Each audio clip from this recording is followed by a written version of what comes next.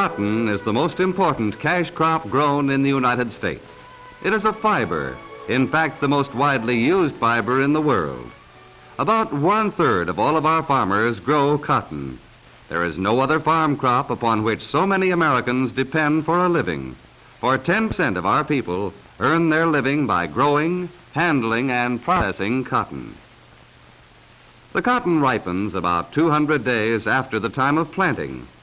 As the boll dries out, it splits open because of the pressure of the packed fibers inside. As soon as enough bolls are open, picking begins.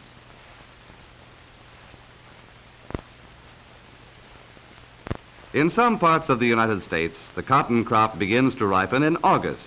It continues to ripen in different sections till late December. The cotton belt extends across the southern part of the country from Virginia to California. Since very early days, cotton has been the most important crop in the southern states, the principal farm crop of the South. Most of the cotton grown throughout the world is picked by hand. Pickers go into the fields with long sacks hung over one shoulder. They go between the rows picking the fluffy cotton. The long sack drags along the ground behind the picker. Cotton is picked with both hands, pulling the locks of cotton out of the burr. The picker must stoop over most of the time in the cotton from the top to the bottom of the stalk. It is hard, back-breaking work, but hand-picked cotton is cleaner and brings the highest prices. Pickers usually work over the fields 3 times to gather the entire crop. These 3 pickings may be done weeks apart. When the sack is full, it's carried to the trailer for weighing. Each crew of pickers works under a foreman who weighs the cotton. He also oversees the loading of the trailer. When a picker in his sack, it is swung on a field scale and weighed. The usual weight is about 70 pounds. The foreman calls the weight to his checker, who punches out a tag and hands it to the picker, for he is paid by the pound. The cotton is now carried up a ladder and dumped into the trailer. It takes a man 3 hours to pick 1 acre of cotton.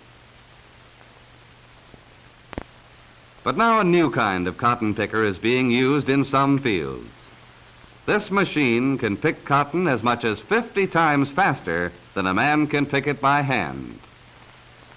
Looking like a herd of mechanical elephants on parade, this long line of machines marches across a field in the San Joaquin Valley of California. They swallow up row after row of cotton like hungry giants. These machines make it possible for cotton farmers to earn a living in places where there are labor shortages. This mechanical picker has released thousands of former cotton workers for better jobs in new manufacturing plants throughout the South. These cotton picking machines will help to make possible a better standard of living for the people who live in the great cotton belt. As the machine moves along over the rows, iron spindles or fingers turning at high speed pick the locks of cotton from the bolls. A blast of air helps pull the fibers from the spindles, and then air suction carries the cotton into a hopper on top of the machine. When the machine has picked a hopper full of cotton, it is driven from the field and then onto a platform alongside the trailer. Here, the load is emptied in a few minutes.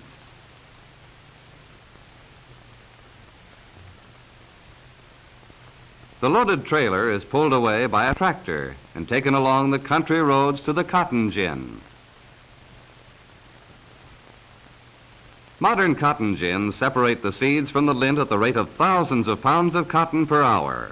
Before Eli Whitney invented the cotton gin in 1793, it took all day for one man to pick the seeds from less than 10 pounds of cotton.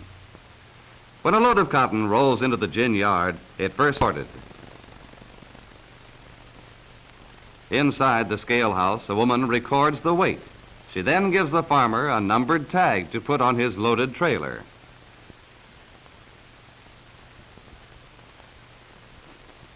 When a farmer brings his load of seed cotton to the gin, his trailer is placed under a telescoping pipe.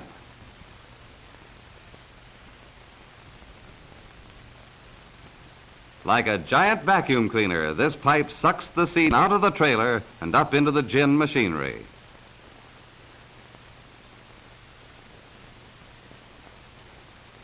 Now the seed cotton drops into the actual gin, where many circular saws turning at high speed separate the seeds from the lint. The fine teeth in these saws catch hold of the lint and pull it from the seeds. This slow motion photography shows the speed of the saws slowed down 8 times, but still the action is far too fast for our eyes to follow. The wisps of cotton lint that are separated from the seeds are blown by an air blast through a pipe into the baling box. The cotton lint is pressed down tightly until a bale of about 500 pounds has been formed. The gin bale is wrapped in cloth bagging and then tied with steel bands called bale ties. After the bale leaves the press, it is weighed. The newly formed bale is now given a number which is painted on the wrapping and also attached by a printed tag. The completed bales are then taken to the gin yard and stored until time to take them to the cotton warehouse. Thousands of bales accumulate in the gin yards during the height of the cotton harvest.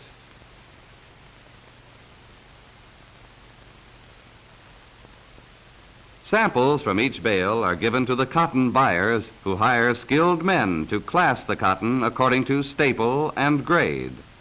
The staple, or length of the cotton fiber, is very important in judging its value. This man is pulling several tufts of cotton while his experienced eye measures the length of the fiber. He is also judging the quality, strength, and character of the sample. Grading is done to decide the color of the sample and to measure the amount of trash in the bale. Number 5, or middling, is the universal standard from which all cotton is graded. Cotton is either better or worse than middling. When these men have classed a sample, all of the facts are recorded. The bale is then offered for sale at a price based on these records. Each bale has its own number. This man is selecting cotton of a certain quality for shipment to a mill. He does this by the use of samples taken from the bales.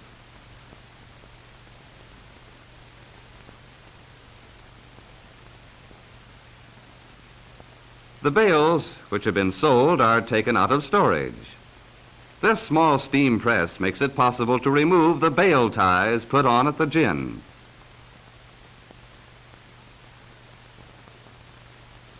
The bale is then carried by hand truck to this giant compress, where steam pressure packs the cotton into a bale half its former size.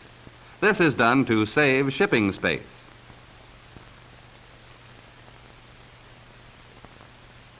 The compressed bale is then taken by hand truck to the waiting boxcars.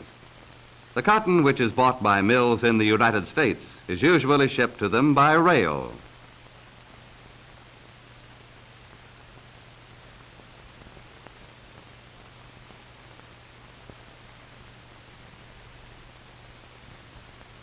When the cotton is being prepared for shipment to other countries, the bales are reduced to their smallest possible size. These are called high-density bales. As this tightly packed cotton slides off the compress, the bales are code-lettered. A man with a hand truck then takes them to waiting boxcars for shipment to a seaport.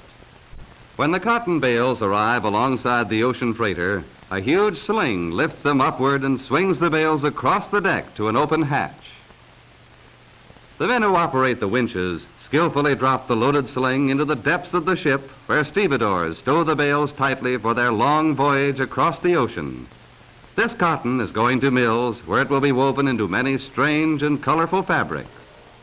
American-grown cotton has had a major part in building the solid foundation upon which rests the prosperity and power of the United States.